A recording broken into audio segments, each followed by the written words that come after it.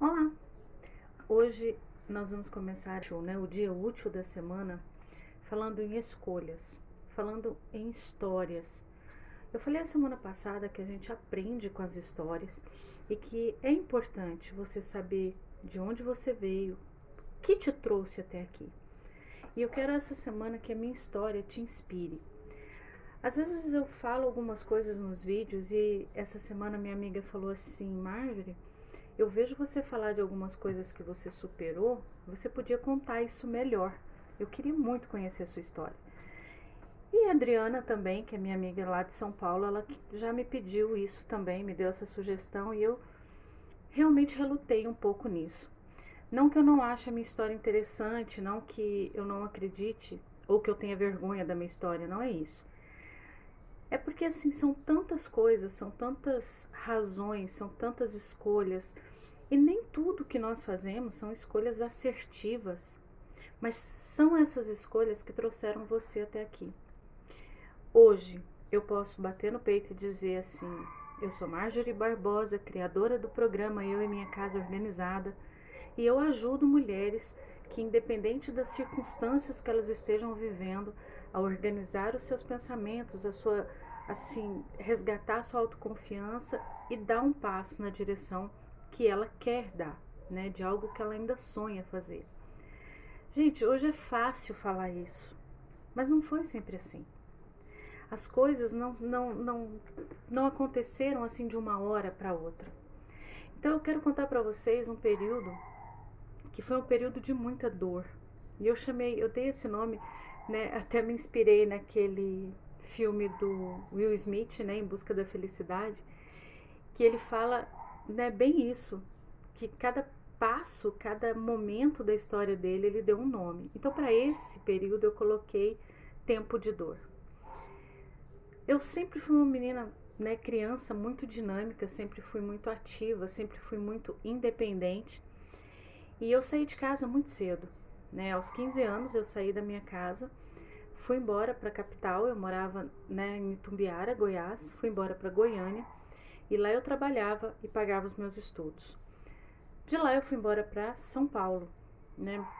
Melhores oportunidades, uma cidade maior, e eu tinha o sonho de conhecer o meu pai que morava em São Paulo. E assim eu fiz, muito aventureira, né? Muito disposta, né? Aos 17 anos o mundo era totalmente meu. 16 para 17 anos. Em São Paulo, eu consegui conquistar tudo o que eu queria, inclusive conhecer o meu pai. Eu conheci meu pai, eu achei meu pai dentro de São Paulo apenas pelo nome dele. Depois eu conto essa outra parte da história. 20 anos, eu já tinha tudo o que eu queria. Nós, né, já tinha comprado a casa, já tinha um carro, eu viajava muito, eu gosto muito de viajar. Então, aparentemente, eu já fazia tudo que eu queria, tinha tudo que eu queria. E eu era auxiliar de enfermagem. Então, eu ainda queria fazer faculdade, ainda tinha outras coisas que eu queria fazer. Aos 26 anos, eu estava indo trabalhar, já estava fazendo faculdade, eu virei o pé. Apenas isso. Eu estava subindo a escadaria da estação de trem na cidade de Mauá, em São Paulo, e eu virei o pé. Não estava de salto, não foi nada demais, apenas virei o pé. Gente, eu fui pro hospital que eu trabalhava, passei pelo médico, um gessinho básico, algumas fraturas no calcanhar, algumas lesões ali, tranquilo, 15 dias de gesso e uma possibilidade ali de ter que fazer uma fisioterapia e voltaria a trabalhar. Não foi isso que aconteceu. Essa viradinha de pé rendeu 12 anos de dor intensa. Sendo que nesses 12 anos, 4 anos eu passei na cama, completamente dopada de medicações. Nesses 4 anos foram 4 cirurgias seguidas nesse pé. As medicações que eu tomava eram muito simples, eram medicações fortíssimas. E a mais assim tranquila era gabapentina, nortriptilina, umas gotinhas de Amplictil e morfina. E assim isso foi se arrastando. Todo o meu sonho, toda a minha independência, tudo aquilo que eu achava que era verdade, que eu podia fazer, acabou. Quando eu tinha 29 anos, num dia de perícia, o médico quis me aposentar. Gente, isso foi a morte pra mim. Foi como se fosse, sabe assim, o golpe de misericórdia? Como que eu ia aposentar e tudo que eu queria, minha faculdade e os meus sonhos e a minha carreira, mas não tinha mais o que fazer. Eu não me permiti aposentar.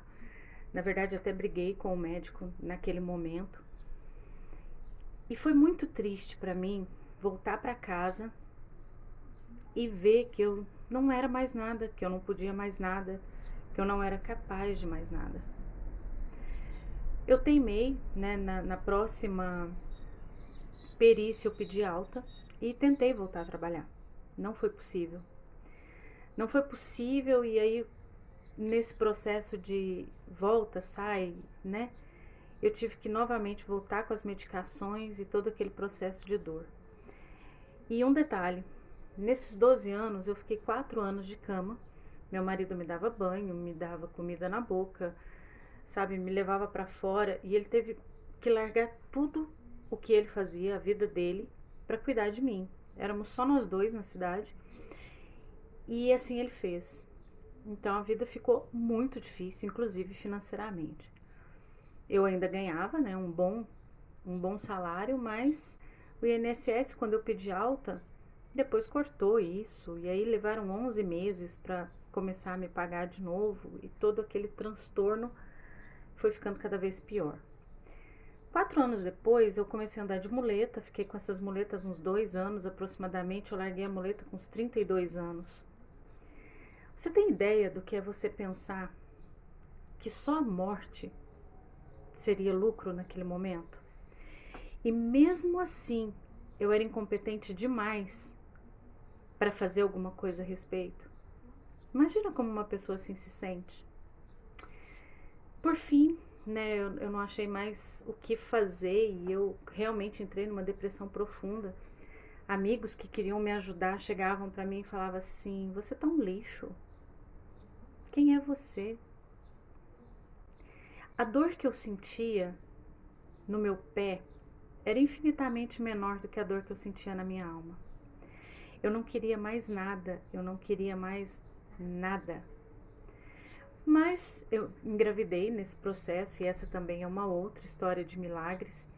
Eu engravidei nesse processo, e aí eu tive sim um bom motivo para continuar.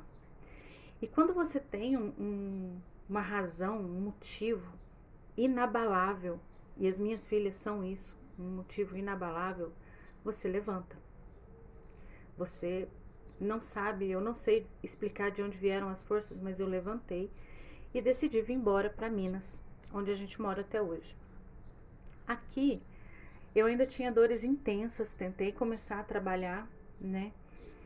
E não consegui. Eu trabalhei pouco mais de 2 meses e meio e já saiu, né, um suporte financeiro do INSS e eu parei de trabalhar definitivamente. Eu nunca pensei que isso seria tão difícil. Porque eu vejo as pessoas falando da aposentadoria, né, do sonho da aposentadoria, mas isso é quando você já, sabe, completou a carreira. E eu tava com 35 anos nessa época, aproximadamente. As dores eram muito fortes ainda. A sequela que ficou é muito, muito, muito, muito forte ainda. Hoje eu tenho 48 anos. E há 4 anos eu comecei a organizar a minha casa e ver as coisas acontecendo através de pequenas atividades. Então, quando eu conto a minha história, que eu falo que a organização salvou a minha vida, isso é uma realidade muito forte para mim. Eu contei outro dia, né, que num convite que eu fiz, que lavar meu banheiro foi assim uma conquista. Limpar minha casa em um dia era impossível. Hoje eu limpo minha casa em 90 minutos.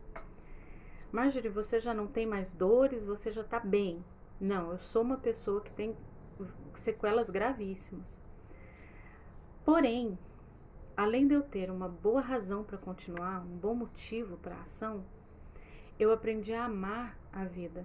Eu comecei a estudar para que eu pudesse ajudar as mulheres, né, principalmente na minha igreja, E cada vez que você ajuda outra pessoa, a pessoa que mais é agraciada é você.